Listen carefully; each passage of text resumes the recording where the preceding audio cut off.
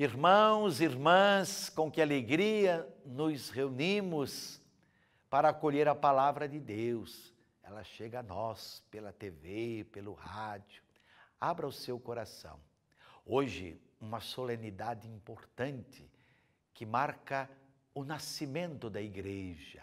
É a festa de Pentecostes, a vinda do Espírito Santo prometido por Jesus aos apóstolos. Nós estamos com o evangelista João, no capítulo 20, versículos 19 a 23. Ao anoitecer daquele dia, o primeiro da semana, estando fechadas por medo dos judeus as portas do lugar onde os discípulos se encontravam, Jesus entrou e, pondo-se no meio deles, disse: "A paz esteja convosco." Depois dessas palavras, mostrou-lhes as mãos e o lado. Então os discípulos se alegraram por verem o Senhor. Novamente Jesus disse: "A paz esteja convosco. Como o Pai me enviou, também eu vos envio." E depois de ter dito isso, soprou sobre eles e disse: "Recebei o Espírito Santo. A quem perdoardes os pecados, eles lhes serão perdoados. A quem não os perdoardes, eles lhes serão retidos." Palavra da salvação, glória a vós, Senhor.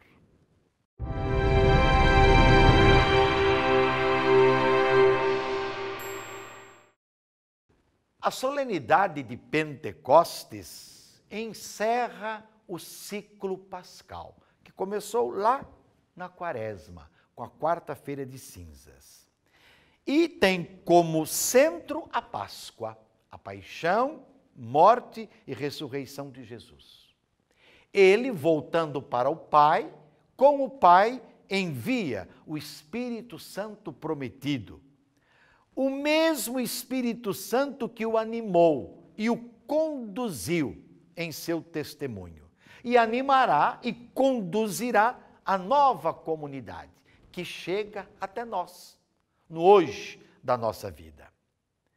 Diferentemente de Lucas, o evangelista, João situa o acontecimento de Pentecostes no dia da ressurreição, o domingo, dia pascal, dia que não conhece ocaso, dia que não conhece fim, dia da vitória sobre a morte. O que o Evangelho relata? Que foi no anoitecer daquele primeiro dia da semana, portanto, o domingo, fechadas as portas por medo dos judeus, os discípulos tiveram a alegria de receber Jesus. As portas do lugar onde eles estavam fechadas. Eles estavam com medo, porque Jesus havia sido morto de modo violento e procuravam também matar todos aqueles que eram discípulas dele. Jesus entrou, Jesus se fez presente e, pondo-se no meio deles, disse: "A paz esteja convosco." Primeiro gesto do ressuscitado, a paz. Desde muito cedo, a comunidade cristã começou a se reunir para celebrar. E o que quer dizer celebrar? Tornar célebre.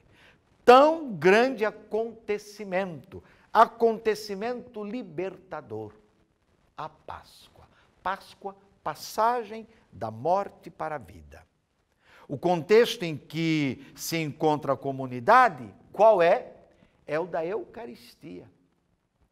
Toda vez que nós celebramos a Eucaristia no domingo à tarde, nós fazemos eco àquela Eucaristia, aquele contexto de Eucaristia, que foi onde Jesus se fez presente.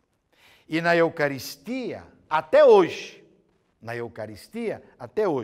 todas as vezes que comemos deste pão e bebemos deste cálice, anunciamos, Senhor, a vossa morte, enquanto esperamos a vossa vinda. Não é assim que nós aclamamos depois da consagração? Precisamos considerar várias situações. Como eu já disse, por sua vez o Evangelho já disse, as portas estavam fechadas. Portas fechadas, o aspecto negativo, o medo, a insegurança, o pavor. E o aspecto positivo, o ressuscitado presente.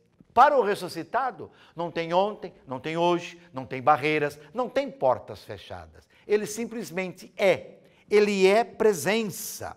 Ele não está mais sujeito às condições físicas do tempo e do espaço. Ele não é mais o Jesus de Nazaré limitado, num determinado espaço, com um corpo físico. Ele agora está glorificado. Seu estado é novo e não pode ser compreendido e nem avaliado a partir das categorias humanas, físicas. Segundo, ele saúda a comunidade com a paz. Nós sabemos que a paz na Bíblia não é ausência de guerra. Não é um tratado que, na maioria das vezes, não é cumprido entre os parceiros, entre as nações. A paz na Bíblia, a paz que o ressuscitado dá, é a plenitude dos bens messiânicos. É a saudação que Jesus fez na sua despedida. Eu deixo para vocês a paz, eu dou a vocês a minha paz. A paz que eu dou para vocês, o mundo não pode dar, que é todo bem, toda alegria. Não fiquem perturbados, não tenham medo. É a saudação de quem não ficou prisioneiro da morte, do sofrimento, do poder destruidor. Terceiro, para alegrar, Jesus mostra as cicatrizes que o identificam. Ele é aquele que foi crucificado. Essa é uma experiência que eles vão tendo. Quarto, a reação da comunidade. Veja, Jesus comunica a paz, dá a paz, a reação da comunidade é a da alegria, por ver o Senhor, sentir, desfrutar de sua presença. Quantas vezes nós nos reunimos em comunidade para os sacramentos, sobretudo para a celebração da Eucaristia.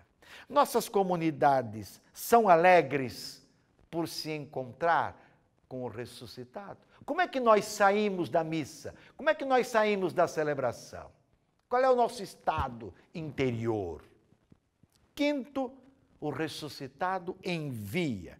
Como o Pai me enviou, eu envio vocês.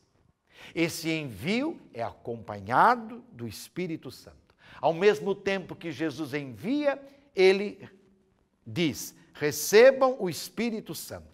E sopra sobre a comunidade, sopra sobre eles. O sopro caracteriza a nova criação, uma vez que a primeira falhou.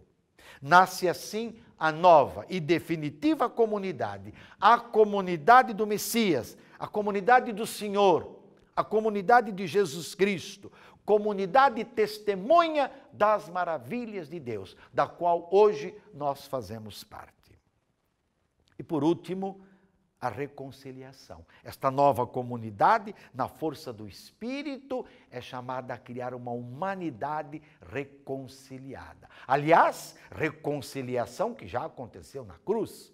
Na cruz, Jesus reconciliou a humanidade, anulou a nossa dívida de pecado.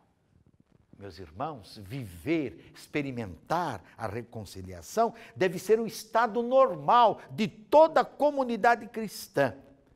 O desafio do perdão e da reconciliação permanecem diante da corrupção, que hoje é assim vista e nós a percebemos sem controle, invadindo aí todas as nossas instâncias de poder.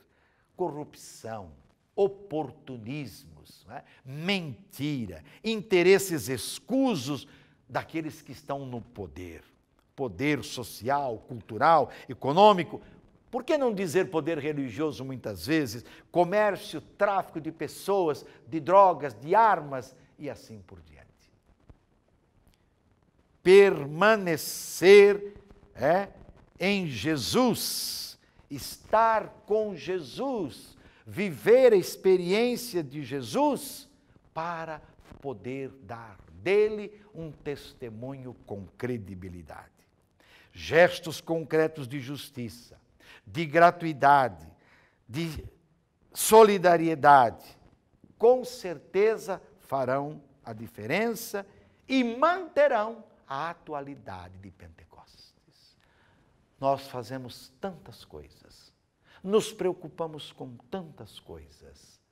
Vamos deixar nós pastores, leigos e leigas, aí nas comunidades, nos seus trabalhos pastorais, nas lideranças, vamos deixar que o Senhor Jesus, através do seu Espírito, nos conduza.